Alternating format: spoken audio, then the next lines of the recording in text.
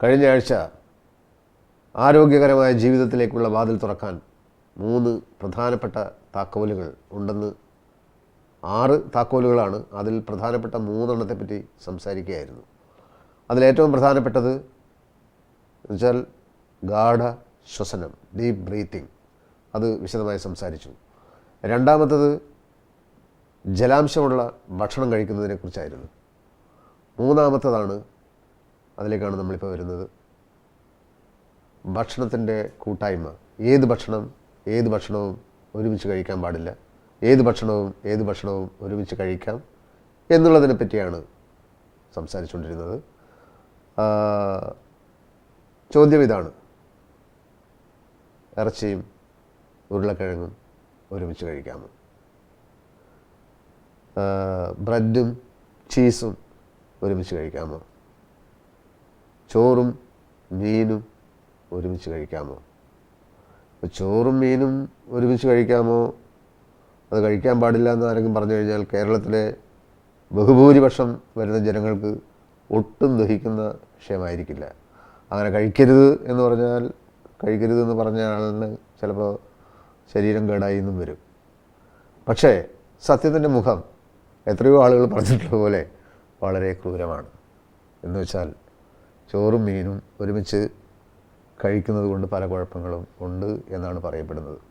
ഈ ചോറ് എന്ന് പറയുന്നത് അരി, ഗോതമ്പ്, പിന്നെ അതുപോലെയുള്ള സ്റ്റാർച്ച്, ഉരുളക്കിഴങ്ങ് എന്ന് പറയുന്ന സാധനങ്ങളൊക്കെ സ്റ്റാർച്ചാണ്.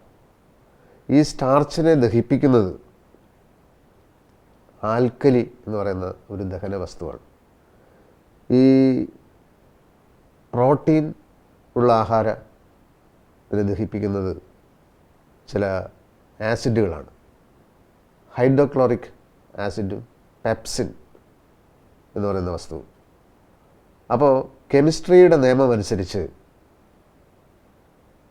2 കോൺട്രഡിക്ടറി ആയിട്ടുള്ള 2 വസ്തുക്കൾ ഒരുമിച്ച് ആമാശയത്തിൽ പ്രവർത്തിക്കുകയില്ല എന്നാണ്. അത് കെമിസ്ട്രി അറിയാവുന്നവരോട് ചോദിച്ചാൽ വ്യക്തമായി അവർക്ക് പറയാൻ പറ്റും. എന്ന് വെച്ചാൽ ആൽക്കലിയും ഒരു വശത്ത്, ഹൈഡ്രോക്ലോറിക് ആസിഡും പെപ്സിനും മറ്റൊരു വശത്ത്. ഇത് രണ്ടും ഒരുമിച്ച് പ്രവർത്തിക്കുമോ ഇല്ലയോ?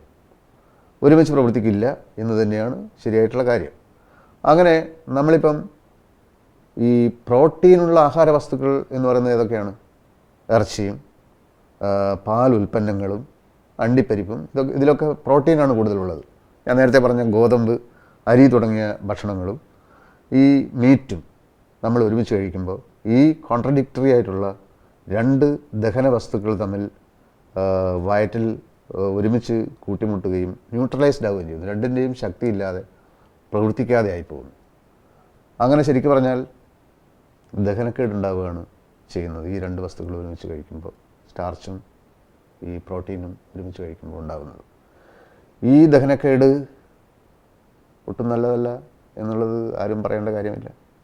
അതിനെപ്പറ്റി കഴിഞ്ഞ പ്രോഗ്രാമിൽ വിശദമായി ദഹനക്കേട് ഉണ്ടാകുന്ന പ്രശ്നങ്ങളെപ്പറ്റി വിശദീകരിച്ചിരുന്നു.